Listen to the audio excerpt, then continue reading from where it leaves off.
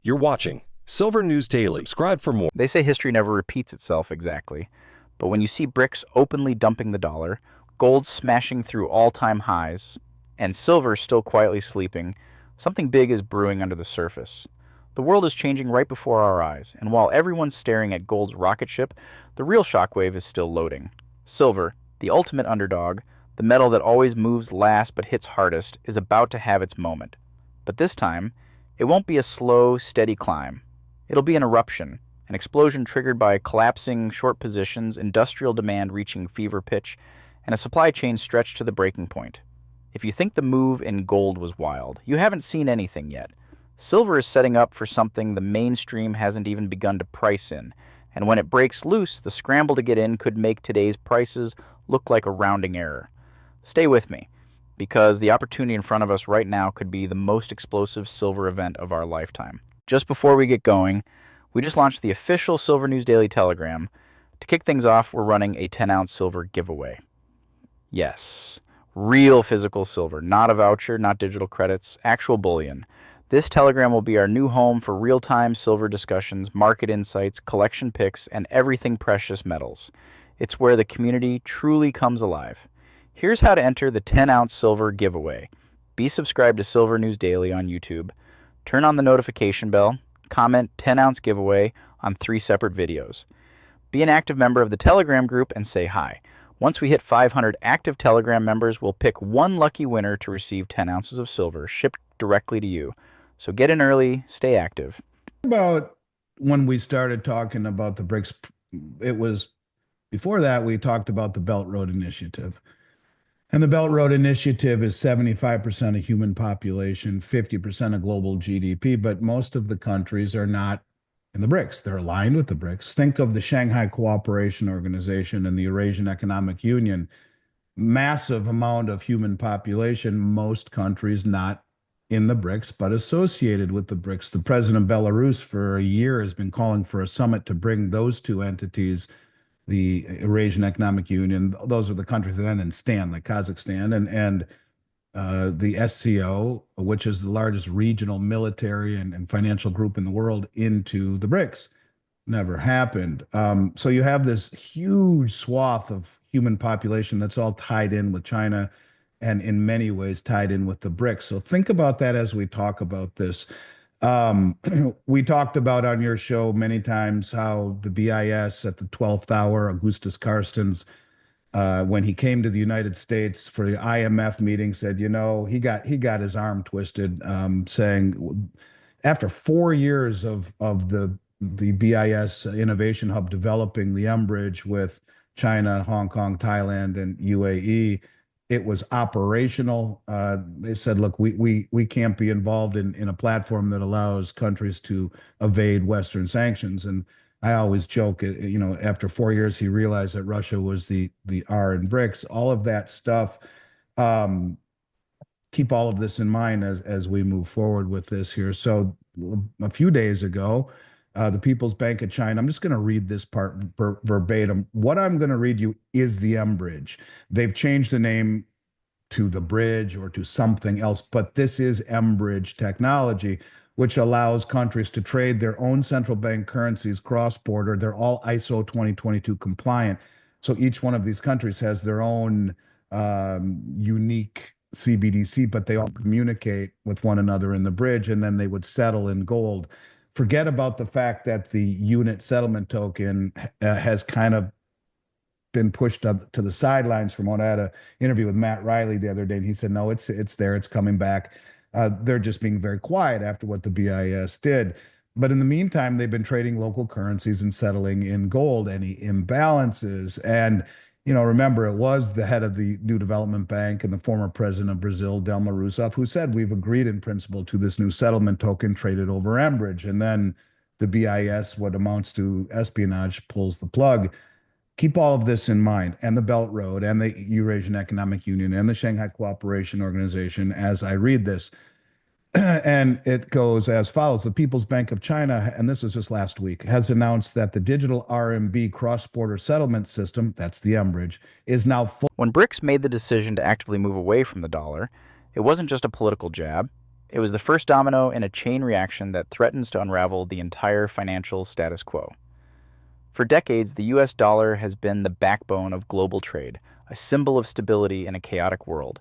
But when the world's emerging powers, Brazil, Russia, India, China, and South Africa, decide to reject that system and build their own, it sends a very clear message. Confidence in the dollar is crumbling. And when that confidence erodes, investors don't sit around and hope for the best. They run full speed into hard assets, things that governments can't print into oblivion. Gold has already responded, tearing through all-time highs as institutions around the world scramble to reposition. But silver? Silver hasn't even blinked yet. And that's the opportunity. Because as faith in fiat currencies dissolves and BRICS continues to reshape the global order, the tidal wave that lifted gold is about to sweep silver off its feet. And when it does, it'll move with a speed and violence that leaves even seasoned investors stunned. Fully connected to 10 ASEAN countries. Those are the countries in Southeast Asia. And 6 Middle Eastern nations. This development enables approximately 38% of global trade to bypass the SWIFT system, which is predominantly used for transactions in US dollars, allowing these trades to be settled directly in digital RMB. In practical terms, China's digital currency bridge has significantly reduced cross-border payment processing times from the typical 3 to 5 days associated with SWIFT to approximately 7 seconds. For instance, a pilot transaction between Hong Kong and Abu Dhabi demonstrated that a company could pay a Middle Eastern supplier using digital RMB, eliminating the need for multiple intermediary banks and achieving a real-time settlement with a 98% reduction in handling fees. Okay, great. So they've rolled that out to 40% of global GDP. But Sergey Lavrov just put the icing on top of this cake. Sergey Lavrov is talking about the new BRICS meeting that is coming into focus here on July 7th and 8th in Rio de Janeiro, with 44 countries expressing interest and 23 formally applying. Vietnam is the 44th country to express interest in joining. Okay, 23 have formally applied, 44 have expressed interest. The meeting's July 7th. We haven't heard a lot because what the BIS did, I think, made them all rein in the amount of information that they want to pass around because they realize that the West is maybe not as keen on this idea as they all are. So let me read this to you.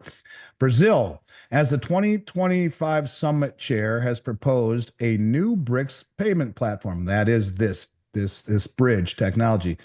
And here's where it gets interesting.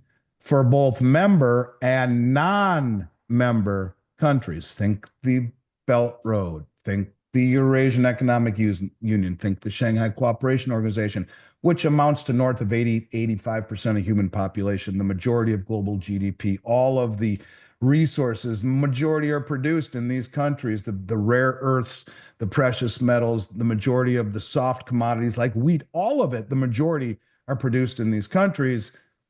The system would be independent of SWIFT, the US dollar, the euro, and the British pound. So the US, the euro, and the pound, they're on the outs. Russian Foreign Minister Sergey Lavrov emphasized it will be open to non-member nations, accelerating de-dollarization on a global scale. So to me, when you realize that they are now opening it up to countries that are not just BRICS members, this changes everything. It changes the complete and total narrative. Now, all of these countries will be able to trade outside of SWIFT. So any information we are getting regarding how the dollar's dominance on the SWIFT system is so strong, ignore. Gold's explosive surge to new all-time highs is not just a headline. It's a glaring signal that something deep within the global financial system is fracturing. When gold starts moving like this, it's not retail traders speculating for a quick buck. It's the biggest money in the world repositioning ahead of something seismic. Historically, every time gold has shattered resistance and carved out new highs, it has set off a delayed chain reaction in silver that is far more aggressive and far more lucrative. Think back to the late 1970s when gold blasted higher. Silver didn't just follow, it multiplied gold's gains several times over. The same pattern repeated in 2011 when gold broke past $1,900 an ounce. Silver, always the latecomer, played catch-up in dramatic fashion, surging from just $9 to nearly $50 in a breathtaking vertical move. And today we're standing at the edge of the same kind of setup, but the difference now is the pressure behind silver is even greater. Gold's breakout is not the end of the story. It's the warning shot that the silver breakout is next. And when it comes, it's not going to be gradual. It's going to be sudden, violent, and life-changing for those who are positioned early enough to ride the wave. The ability or the reality, this stuff won't be counted in SWIFT. These countries will be able to trade with one another using their own ISO 2022 compliant cross-border payment currencies to trade and then settle any discrepancies in gold before the unit settlement token takes place. This is a massive, massive deal. And when you see the commercial or the central banks continue to buy gold at a level the world has never seen, and reshore it, onshore it, it should be a wake-up call to the West. When you see Trump say we're gonna throw these tariffs on you, which aren't tariffs, they're sanctions. It's only reinforcing why these countries are joining, including Vietnam, who's been friendly with the United States, but now is the 44th country to apply and express interest. So this is not something that has gone away, regardless of the fact that I haven't talked about it on your show for a while. I've been very quiet about it. There hasn't been a lot of information, and that I believe is done purposefully. But you can see that they are continuing to build this infrastructure, and now opening it up to non-BRICS members is insanely significant. And if you were to say, if China said all transactions on the Belt Road will settle through this new system, not going through the SWIFT, think of what that does to the dollar demand, to the settlement status of the dollar, and ultimately to the reserve status. Think of what it does. The Eurasian or the Shanghai Cooperation in and of itself is a huge swath of human population. You put all of these countries together, along with all of their resources. This is something that should certainly not be underestimated. And I think it's easier for a lot of the pundits out there to blow off what the BRICS are trying to do when it's just the 9 countries. You talk about adding potentially hundreds of countries. There's over 150 countries on the Belt Road. You're talking a whole different ball of wax. I don't care how small they are. The common denominator in all of these other countries, whether it be in the Eurasian Economic Union, whether it be in the Shanghai Cooperation Organization or in the Belt Road, they are all significantly located in strategic areas, both either on land or bordering water, or more relevant, strategic to all of the natural resources they have. So this is a trend that is accelerating, and they don't need the BIS to do it anymore. They're doing it themselves. So stay tuned. I think you will see more and more and more information rear its head on the significance of the BRICS expansion. Right now, one of the most overlooked but deadly accurate indicators is screaming at the top of its lungs. The gold to silver ratio is flashing a once-in-a-generation opportunity. At nearly 100.1, it currently takes almost 100 ounces of silver to buy a single ounce of gold, a level so extreme it has only been seen a handful of times in modern financial history, and every single time it has signaled a massive silver outperformance. Historically, a ratio between 40.1 and 60.1 is considered normal, but when it stretches to these ridiculous extremes, it's like a giant elastic band pulled to its breaking point. Sooner or later, the snapback is inevitable. And when it happens, silver doesn't just rise, it explodes. We're talking about moves where silver triples, quadruples, even quintuples in value in a fraction of the time it took gold to climb. It's simple math mixed with brutal market mechanics. Gold has already made its move. Silver is the coiled spring sitting quietly in the shadows, ignored by the mainstream but loaded with energy that's about to be unleashed with terrifying speed. Anyone looking at the current ratio and ignoring silver's setup is missing the single biggest contrarian signal on the board today. Largest nuclear arsenals on the planet, and you can't take these countries lightly. These countries are not pushovers. They're not Libya. They're not Iraq. These are some of the biggest, most industrialized and strongest military countries in the world. We have a couple questions here that may be relevant. I wanted to get to real quick. Okay, about tariffs. Neuron Web says, Andy, any more news on import tariffs on gold and silver? There's been a lot of confusion about tariffs in general. That's been chaos. But specifically about bullion, can you tell us what we know at this point? Well, I was surprised to hear this because it was my understanding that gold would not be tariffed. And I asked my operations, why do we have no gold bars? Virtually none. I mean, we had some, but not a lot. And he was saying that the tariffs for the Swiss bars are too high. Now, I don't know if he's mistaken or not, but that's what he told me, that the bars are being tariffed. Maybe it's because they're not sovereign coins. I don't know.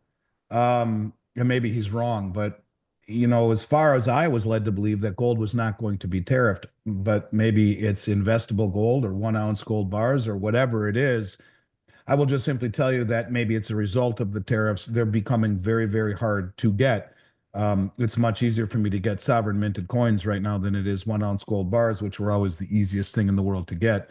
But no, other than that, there hasn't been a lot of talk on it. But look, there's something called Triffin's dilemma, which is something that the White House has written about.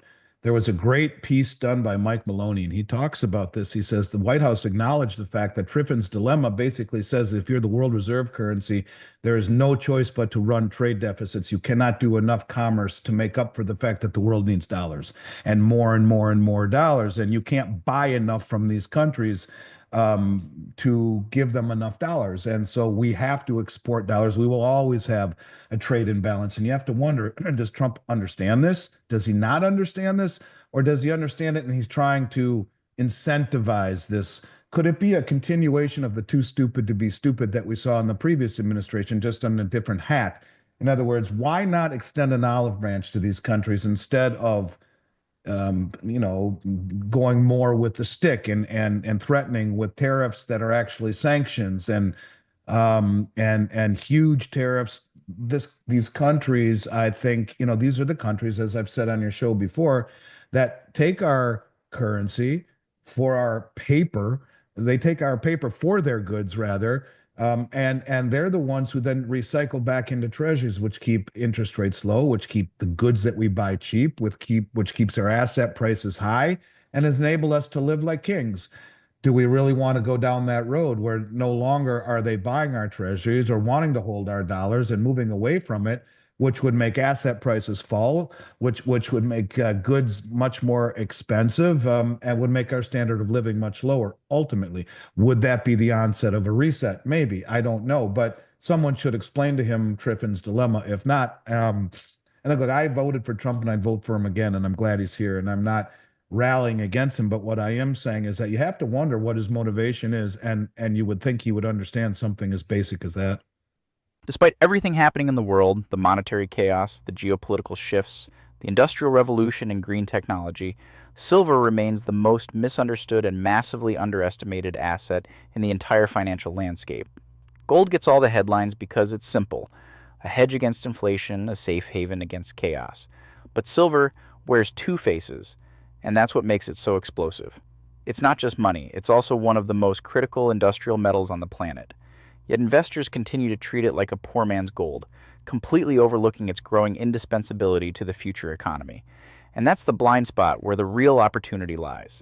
Because while the world is busy pouring into gold ETFs and central banks are stockpiling bullion, silver is building a pressure cooker of industrial demand that, when combined with monetary demand, creates a perfect storm. It's not a question of if silver will move. It's a question of how violently it will reprice when the market finally wakes up to what's happening. And when that realization hits, the scramble to secure physical silver will make today's prices look laughable in hindsight. Wouldn't happen in North America. I mean, it would just be wise to keep that in mind as you are buying mining shares and choose jurisdictions where it's less likely to see that happen. No, there hasn't been much of it, but it wouldn't surprise me whatsoever. I mean, if you are Mexico and you have silver mines, yeah, why not nationalize it? It's probably the most valuable asset you have in the ground. Although I haven't heard much about it, it's always been something that has been spoken of. So, I mean, the only way to defray or minimize that risk would be to buy mining shares in Canada and the United States, or in regions that have far less chance of not only geopolitical problems, but governments that will realize that we're far better off keeping these assets for ourselves than selling them to people in the United States, et cetera. So, but I will say, as far as mining shares are concerned, I'm quite bullish on them right now, and I think it's a good time to be selling mining shares if you're a company like Sprott that does so, because they're catching a bid. Their all-in sustaining cost is as low as it's ever been, with oil as low as it is and gold as high as it is. They're printing cash for the first time in a very long time, yet the funds haven't caught on yet. I would say that everyone should own some mining shares. Right now, I would start with the majors and what are they called? The royalty stocks. The supply side of silver's story is where things get truly explosive. Because unlike gold, which has a relatively stable and predictable supply chain, silver is facing a historic and deepening structural deficit that the industry can no longer ignore.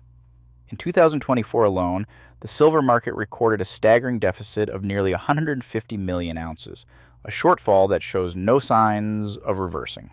Mining production has been declining for years, squeezed by lower ore grades, regulatory hurdles, and underinvestment during the last decade of depressed prices.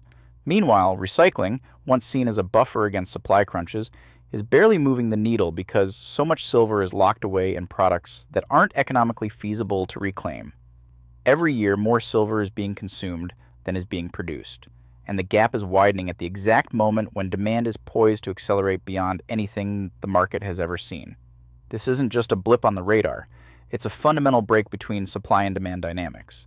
And when a critical industrial metal with monetary firepower attached to it runs headfirst into a supply crunch, the result isn't a slow adjustment. It's a violent repricing that catches almost everyone off guard. Silver would close the gap upward. Something is big with gold. Dunnigan and I almost hate saying it, but something is going. I've been saying something's happening with gold. Um, you know, the U.S. has become a net importer, and massive deliveries, and everyone talking about revaluation and Trump coming out. You mentioned at the onset, his quote was, "The golden rule of negotiating excess. He who has the gold makes the rules." Thank you. Well, where the heck did that come from? That was on Easter Sunday. He who has the gold makes the rules. This is the golden rule of negotiating success, he says. Well, we're an importer of gold. Scott Bessent, who recently came out and said that we need a new monetary system, a new Bretton Woods, and that will happen probably within the next 4 years, he said, during this administration. He's a self-proclaimed gold bug. It was his largest holding when he was running the hedge fund. Um, Something's going on with gold. And, Judy Shelton, Trump told me he's going to issue, she said that on my show. I don't know if she said it on yours, but he's going to issue treasuries backed by gold July 4th, 2026. He told me that, she said. Something's going on with gold. I believe it is quietly being reintegrated or really reintegrated into the monetary system. No one knows about it yet. Drop a gold coin on the table with some of your friends who don't follow your work done again and see if they can talk to you for 60 seconds about it. They can't. The public isn't aware of it yet. It's the big money, the central banks, the commercial banks, the family offices, the sovereign wealth funds. Okay, they get it. No one else does. Nobody does. And to me, gold is going to go a whole hell of a lot higher if I had to guess. I really do believe that, higher than people think. And silver is a coiled spring. It's been held down for so long. Who knows what the real price is? But we've always talked about historically silver lags behind gold. That's true. And when it catches up, it's 2 to 5 times the performance in terms of percentage gain. But the gold silver ratio is your timing signal. You go back through history, anytime it gets to 80 to 1, it's time to go heavy into silver anytime. And it's only touched 100 to 1 3 or 4 times in the last 200 years. I mean, literally. And every single time it's got anywhere near, then it shoots right back down. Silver's industrial demand story isn't just strong, it's exploding at a pace the market is utterly unprepared for. As governments around the world unleash trillions of dollars into green energy projects, the demand for silver has gone from steady to insatiable almost overnight. Solar panels, which already account for nearly 20% of global silver consumption, are ramping up production at record levels. And unlike other metals, silver has no real substitute when it comes to high-efficiency energy conversion. Then there's the electric vehicle revolution, where each EV requires more silver than a traditional combustion engine car. Add to that the explosion in 5G infrastructure, medical technologies, defense systems, and advanced electronics, and you start to realize we're heading into a future where the industrial appetite for silver will devour available supply faster than miners can pull it out of the ground. And here's the kicker. Most analysts are still using outdated models that assume flat at or declining industrial demand. They're wrong. Demand isn't peaking. It's just beginning its parabolic climb. And as these industrial sectors mature and expand, the competition for every available ounce of silver will become fierce, driving prices higher than today's models even dare to predict. Which I would expect silver to greatly outperform percentage-wise according to historical norms, according to geological ratios, according to, I look at China and I talk about this all the time. I've said it on your show 1,000 times. They're the second largest producer in the world. Why are they flying around the world going to Peru and buying doré and concentrate and all around Latin America right from the miners? This disintermediates the acquisition. No one knows how much they're buying. It doesn't affect the price. And if they are the second largest producer, why the hell, if it's not doing anything, why would they fly around and buy concentrate and doré, pay double what the West will, send it back and refine it? Why is Russia buying it for their stockpile? Why has India bought 7, 8, 900 million ounces over the last 5 years? Why? Because they understand what's going on. They're playing the long game. They get it. If it weren't for the naked short positions that have been destroying the prices of gold and silver for all these years, silver would be massively higher if it weren't for the military industrial complex needing silver to make bombs to blow up countries. And then that same military industrial complex, aka BlackRock, who is the primary custodian along with JP Morgan of SLV and GLD, they own the majority of the military contractors. So they blow up the countries with the bombs that they make with cheap silver, and then they get the reconstruction contracts. It's a sweet deal for them. That's why silver has been cheap. That game is coming to an end. The delivery mechanism is what is destroying their ability to manipulate. And if Basel III is as significant as we think it will be coming this July, it is the ability to naked short and lease gold that has enabled them to continue this game of gold and silver suppression. Maybe that's coming to an end. I am very confident that silver will have its moment, and it will be to the upside, not to gold's downside, because I think gold will go a whole hell of a lot higher, much higher. In fact, I did an interview with Matt Riley, and we were figuring it out, and he was saying $6,000 was his number by next July. And listen to the video, and you can see why. And James Rickards is 24,000, and who knows how high it gets. But if I had to guess, gold will outperform people's expectations, and silver will outperform gold on a percentage basis before the music stops. For years, the silver market has been artificially suppressed by massive short positions held by some of the world's largest financial institutions. These shorts weren't just hedges, they were strategic moves to cap silver's price, maintain dollar strength, and protect the credibility of paper markets. But that era is rapidly coming to an end. As the physical silver supply tightens and investor demand grows, those short positions are becoming harder and riskier to maintain. It's simple physics. You can short paper contracts all day long, but when buyers start demanding delivery of actual metal and that metal doesn't exist in sufficient quantities, the system buckles. This is exactly what we're starting to see unfold. Vaults are draining, physical premiums are rising, and the cracks in the system are getting bigger by the day. When the shorts are finally forced to cover, either by margin calls, regulatory pressure, or simple lack of available metal, the result won't be a slow squeeze. It'll be a violent detonation that could send silver prices soaring in a matter of days, not months. And when that unwinds, the price action will make today's levels look like a rounding error compared to what's coming. It will not be included in the reset in terms of a tier one asset, but I think there is a realization by the world, the central banks in particular, the governments, that silver is no longer just industrial, it's strategic. So it won't really be part of the reset as gold will be. But remember, there is over a 90% correlation in movement for 5,000 years between the two. So it will be, but not directly. I think it will come along with gold's rise. It won't be per se part of the reset, but it will be part of the reset. It just won't be officially part of the reset, but I believe it will follow and probably be the most impressive performing asset of our generation. I have a hard time believing anything but. And if it weren't for the military industrial complex and their diabolical desire to fund war around the world and then hopefully get the construction contracts to rebuild what they blew up, silver would be a whole hell of a lot higher if it was traded freely. And maybe this is the beginning of some form of free trading when the rest of the world is saying, okay, continue to short it on your stupid exchanges. We'll just stand for delivery. And you see the pushback of the Bank of England and the LBMA. Well, we don't have enough trucks to deliver it. So you're looking at an 8-week delivery instead of 3 days. So, it's breaking. You're watching it break. I think we're watching gold be reintegrated. Silver is still trying to find its place and to find its breakout point, but gold is quietly, And the volatility that you see up, down 200, up 200, down 200, up 200, that volatility that we are seeing is keeping the mainstream at bay.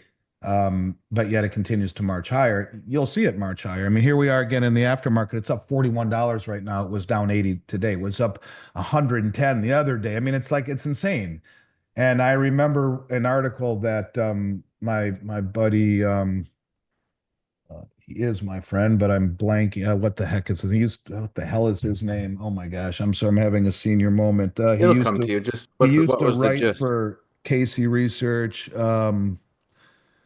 Jeff Clark. Jeff Clark. I remember an article Jeff wrote, and he showed the greater the volatility you see, typically portrays a breakout, and so to either way, up or down. So I'm not convinced that the downside risk is really that prevalent right now in gold. Something bigger is happening, but the volatility is enough to keep most people from entering into the space, yet it continues to move higher ultimately. So um, yeah, I just think that the best is in store for those of us who have strong enough fingertips to hold on through all of this volatility, through all of this counterintuitive price action, through all of the madness that makes us gray. Those of us that have held and understood what's happening, but it didn't quite materialize the way we had hoped. It will, just not when we think or how we think, but it will.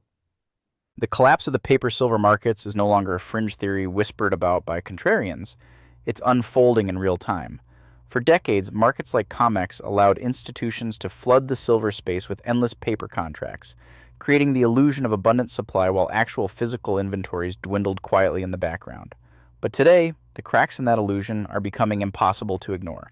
Vault inventories are dropping to critical lows, deliveries are being delayed, and premiums on physical silver are widening even as spot prices remain artificially subdued. Investors are waking up to the reality that there's a vast, gaping chasm between paper silver and real silver.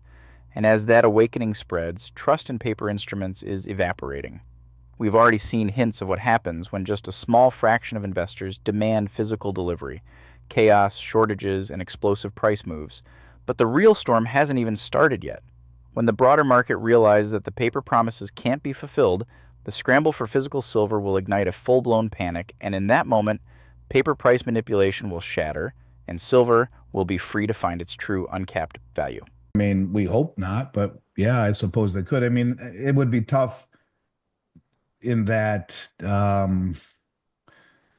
they'd have to rewrite laws and stuff like that, but they could just minimize the instead of doing that, they could just severely constrict the amount that they make. You look at Platinum Eagles as an example. They only made roughly 30-ish thousand last year, the last several years per year. They haven't made any yet this year, to my knowledge. They haven't made much in the way of Silver Eagles since Trump took office. So instead of just stopping it, I think they would just make it, as rare as hen's teeth. Only those that act quickly will get it. If you've ever tried to, if you go to usmint.gov, you can buy proof coins, and you can't buy the type that we typically recommend, the commercial strike, but very often they'll have some new issue like the Morgan dollars or the peace dollars that, the commemorative new coins that represent those from, the turn of the century, or they made a high relief St. Gaudens that was commemorating the old high relief St. Gaudens, or some of these rare sets that come out.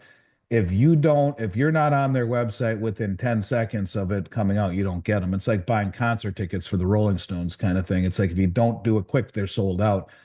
I think that could be the same thing with the primary distributors. They'll just gobble everything up and sell them at high premiums, and that's it.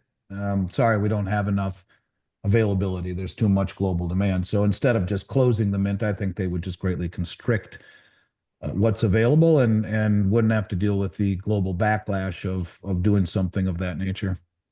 Silver's battle around the 32 to 30 range isn't just another technical skirmish. It's the front line of a full-scale breakout that could redefine the market. Over the past weeks, silver has repeatedly tested the $30 level, each time gaining strength, each time shaking out weak hands and building a stronger base. Technicians and traders alike are watching this zone with laser focus because, historically, when silver breaches key psychological and technical levels with conviction, it doesn't just inch higher, it launches. Right now, $35 is the critical resistance barrier, and a clean, sustained break above that level could set off a domino effect of algorithmic buy orders, FOMO from sidelined investors, and forced short covering from overleveraged institutions. The stage is set, the energy is building, and every dip below $33 is being gobbled up by smart money who understand that the real move is still ahead. Once $35 falls decisively, it won't just be another step higher, it will be the ignition point for a full-blown silver mania, the kind of move that turns patient believers into legends almost overnight. Levels are that great right now. They were, and I screamed it for over a year. All the stuff that was so affordable, that being the back dates. So, you go back to last year, you had the rise of the Mag 7, you had performance of Bitcoin, and you had the Trump trade where everything seemed like it was, this risk on trade, and people were selling gold and silver and buying, Nvidia. People were growing tired of the counterintuitive nature, and then Trump gets elected and everything's going to be great. And so there was a big overhang in product because last year was a great year, but way off the year before. And then Trump comes along, and now everyone is on the sidelines. So there's this massive overhang of product, and as I mentioned on your show before, then at the beginning of the year, dealers have to spend literally tens of millions of dollars. If you own Miles Franklin, you have to go and buy Maple Leafs, Philharmonics, Krugerrands, Kangaroos, Britannias, and Eagles, gold, silver, platinum if they're available, various sizes. If you don't and you don't have that, well, you become irrelevant. So not only with the public, but also with the refineries and the mints and the distributors. And so you're putting out $50 million or more, whatever the number is, to buy all of that stuff, but you're choking on inventory as it is. And you can sell gold Eagles for the same price that you're buying brand new gold Eagles from the mint or the primary distributor. It's a very troubling situation. So for all of last year, most of it anyway, and the first several months of this year, product was, that was certainly not an issue, and premiums were next to nothing. We are beginning to see that change. All of the backdate silver coins that we had for sale, tens and tens and tens of thousands, are all but gone. And so you're buying 2025 stuff. The backdate gold Eagles are now 28 days out on my website or on my back end portal, meaning we're hopefully get them in the next 3 to 4 weeks. You're buying 2025s. The point of it is that and I've said this so many times, it can switch on the drop of a hat. Again, I talked with Rick the other day, and 0.5% allocation. He keeps saying it. So if that just goes to 2.5%, it's a 5-fold increase. And just like that, everything changes. So we've seen an increase in demand, I think, from sophisticated money. The order sizes are far bigger than we're accustomed to seeing, far bigger. The smaller orders, they're not there still, but the big orders can very quickly drain everything you have. And I truly do believe that it's starting to shift. The premiums on things like junk silver are still ridiculously cheap. It is the best value, period, in silver. But a lot of the sovereign mint coins are becoming hard to get again on the backside, the back date, the non-2025s. Those were where the real value was. So inventory is still decent, nowhere near what it was. And all it takes is one reason for people to realize that this is real.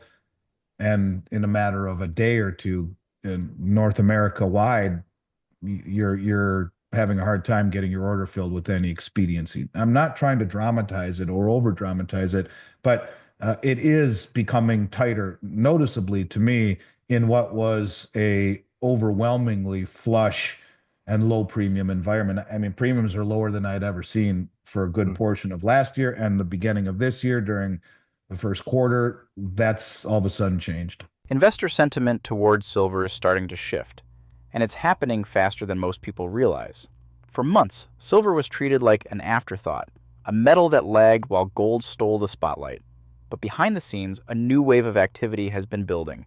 Silver miner ETFs are breaking records for weekly volume, junior silver mining stocks are seeing surges in speculative buying, and physical silver premiums are creeping higher even when spot prices wobble. On social media platforms like X, formerly Twitter, the conversation around silver has turned electric, with more and more influential voices pounding the table about an imminent breakout. And perhaps most telling of all, we're seeing the big money quietly repositioning. High net worth investors, family offices, and even some institutions are starting to shift from overweight gold to adding significant exposure to silver. Sentiment always turns before price does, and if you know what to look for, you can feel the tremors already. The crowd that ignored silver 6 months ago is starting to lean in, and when the price action confirms the move, it's going to be a stampede. Those who are in early will ride the wave. Those who wait will chase it at much higher prices. When I was in Europe, it fell by 200 and down to like 29 or whatever it was, and shot right back up and came down, shot right back up. And yeah, we did see pretty dang close to a 200. I mean, it touched it in the middle of the night, 3,500. We're at, like 33, 30 plus right now, up over $40. And um, that volatility is there for a reason. Volatility keeps people sitting on their hands, not making the decisions. This is a game that is being played at the highest levels of the LBMA and COMEX. This is a game that is being played with sovereign nations and central banks and commercial banks that are trying to, I think, prepare for what's coming. And um, there are a lot of these institutions, a lot of these hedge funds that are on the wrong side of the trade and maybe are doing whatever they can to get out of it and to reposition. So I wouldn't pay any attention to this volatility. Take a step back, look at the big picture. And I don't mean to underestimate it. A $200 drop is a lot, but $40 move up today is just over 1%. $100 drop yesterday is 3%. Is that really that big? No, it's not. It's 3%. Yeah, you don't want to see that day in and day out, but it seems like we're going 2 steps forward, 1 to 1.5 steps back, and it keeps going higher, base building. And that volatility, the only time people who choose to look at gold a certain way, the only time they notice it is, oh yeah, it fell by $200. But it's psychological as far as I'm concerned, and it keeps John Q. Public from crossing the Rubicon from traditional assets into things like gold and silver. And I think the people that are controlling the price and ultimately controlling the destiny of where this goes understands that. They want to reposition, but the futures market allows them to paint a narrative that keeps most people, misdirected into other asset classes, and that plays right into the hands of the big money that is quietly repositioning. As I truly do believe we are seeing a reintegration into the monetary system. I truly believe that. It won't be easy, but it will outperform everyone's expectations. When you see it fall like that, don't lose sleep. You'll see it come right back. I would venture to say, who knows what it opens up at tomorrow, but up $41 after falling nearly 100 today or 80 today. So it fell by 80, it's up 40. So half of the fall today has come back in the aftermarket. No one's paying attention. Everyone's looking elsewhere now, eating dinner and not paying attention. Your people are, and I am, and you are, but don't let it get you down. This is something you have to understand as someone who sees the bigger picture. Don't let the bull throw you. That's what they're trying to do. The bull wants to take as few people along for the ride as possible. Doesn't bother me at all. It's annoying, but it shouldn't bother you. It's just part of the game. This time, it truly is different. In past silver bull markets, we've seen impressive rallies driven largely by monetary factors, high inflation, currency devaluation, fear of economic collapse. But today's setup is far more potent because it layers those same powerful monetary drivers on top of an industrial boom the likes of which silver has never experienced before. In the 1980s and again in 2011, silver was riding mainly on investor fear and speculation. Now it's not just fear, it's necessity. Solar energy, electric vehicles, military applications, advanced electronics, all of them are converging to create a once-in-a-century demand shock. At the same time, we're facing the most precarious global financial system in modern history, with fiat currencies under siege, central banks trapped by debt, and geopolitical alliances like BRICS actively dismantling the old world order. The forces lining up behind silver are deeper, stronger, and more structural than anything the metal has ever faced.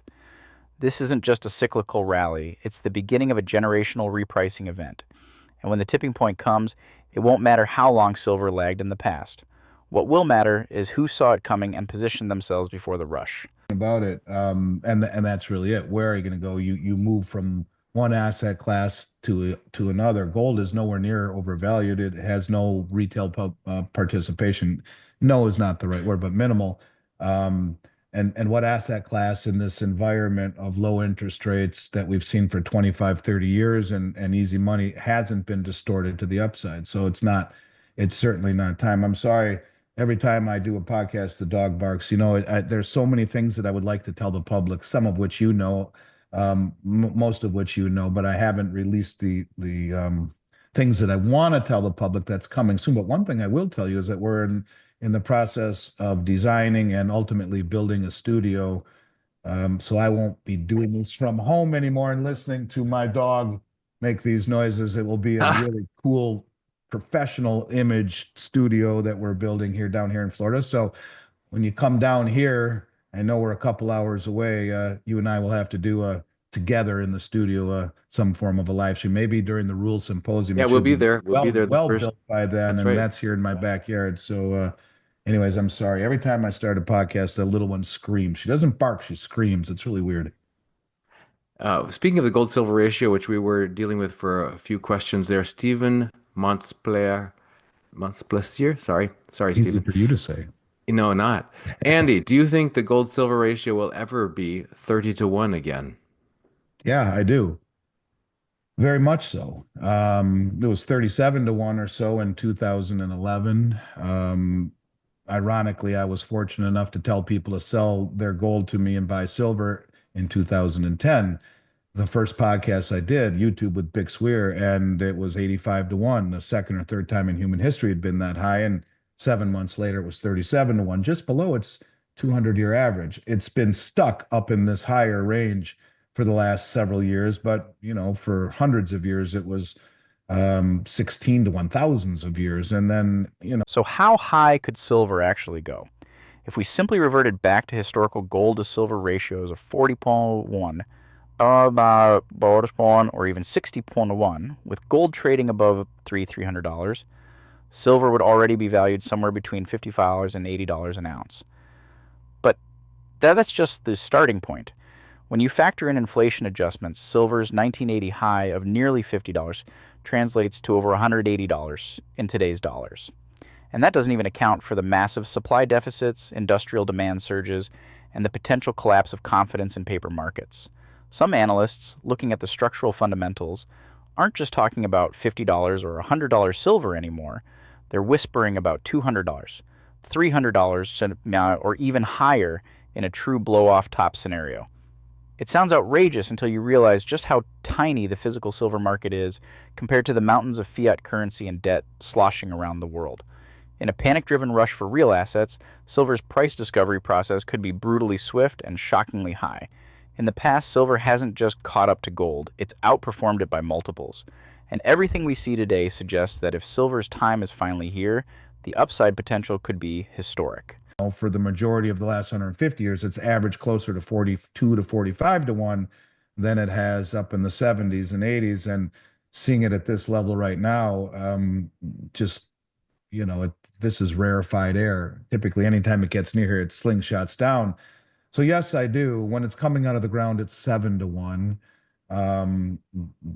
That has to tell you that at some point these numbers are just flat out uneconomical. It's mathematics. It doesn't work. So yes, I do. But the old adage, the market can be and stay irrational longer than you can stay solvent, has been prevalent for a while. One of these days we'll wake up and see silver no longer being suppressed by the Western paper game because there's just not enough physical to back these contracts. And then the physical market takes over on a real price setting mechanism, which I think will ultimately migrate eastward to Dubai or Shanghai or to the BRICS exchange, which they are building right now.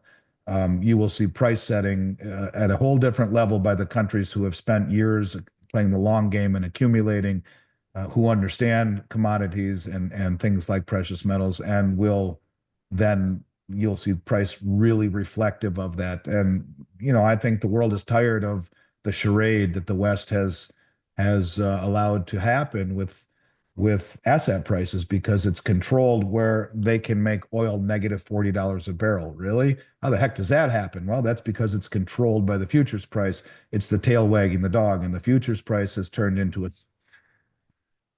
a speculative endeavor. I'm so sorry. It's in No, your microphone must be really good and directional because we hear you, we don't hear the dog. You're no, good. that's crazy. The dog's loud as heck. Anyways, it's turned into a speculative arena rather than one where it's about hedging risk and exposure to those who hold the real commodities. So it'll change. And yes, I do think it will, and probably lower than that. If you said it was single digit, it wouldn't surprise me. Ultimately, it wouldn't. It's coming out of the ground at 7-1. Put the ratio at 9 or 10-1, and that's logic. And ultimately, maybe lower. So yes, I do. The pieces are all in place. BRICS dismantling the dollar, gold tearing through all-time highs, and silver quietly building up explosive pressure just beneath the surface. The mainstream is still asleep, but the smart money sees it. The greatest silver breakout of our generation is no longer a question of if, but when. And when silver moves, it won't be polite or gradual. It will be violent, breathtaking, and transformative. Those who understood the signs early, who acted before the rush, will be the ones who benefit the most when the floodgates open. So if you want to stay ahead of this historic shift, make sure you subscribe for the latest insights, because the silver explosion is coming faster than anyone expects. And remember, none of this is financial advice. Always speak to a professional before making any investment decisions.